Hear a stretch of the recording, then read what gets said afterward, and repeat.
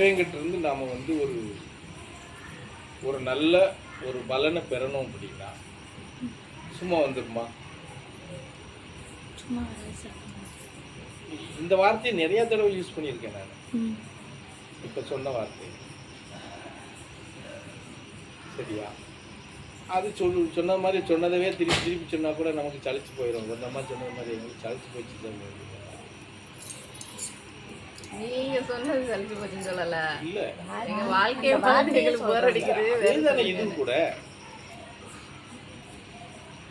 ஆனா எங்களை பொறுத்தவரை சொல்றோம், வாழ்க்கையே எங்களுக்கு வெறுத்து போச்சுன்னு சொல்ற அளவுக்கு ஒன்றும் நீங்க வாழ்ந்து சாதிக்கலைன்னு தான் சொல்றோம். நீங்க வாழ்ற வாழ்க்கையெல்லாம் ஒரு வாழ்க்கையே கிடையாதுமா. உங்க குடும்பத்துல வாழ்றீங்க இல்லையா, இதெல்லாம் ஒரு வாழ்க்கையே கிடையாது. இது வாழ்க்கைக்கு ஒரு அர்த்தமே கிடையாதுன்னு சொல்ல போனா. அப்ப என்ன வெறுத்து போச்சுன்னா அப்ப என்ன சொல்றது? நீங்க நினைச்சிட்டு இருக்கிறீங்க ஏதோ பெருசா எல்லாம் வாழ்ந்து நாங்க சாதிச்சு எல்லாம் கடந்து அந்த மாதிரி வெறுத்து போச்சுங்கிற மாதிரி. மொத்தத்துல இப்ப நீங்க மனிதர்கள் வாழ்ற வாழ்க்கையில் அதுக்கு ஒரு அர்த்தமே கிடையாது. நினைச்சுக்கலாம் நீங்க நாங்க நிறைய சம்பாதிக்கிறோம்,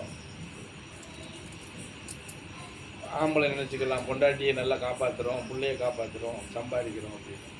பொம்பளை நினைச்சுக்கலாம் நான் அந்த குடும்பத்தை நல்லா சமைச்சு போடுறேன், பிள்ளைகளை நல்லா பராமரிக்கிறேன் அப்படின்னு நம்ம நினைச்சுக்கலாம்.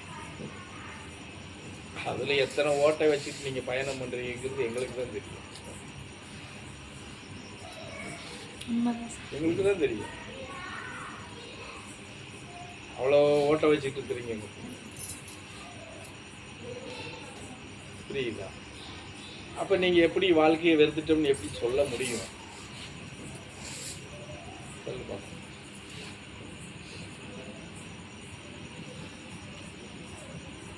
எங்க இருக்காரு?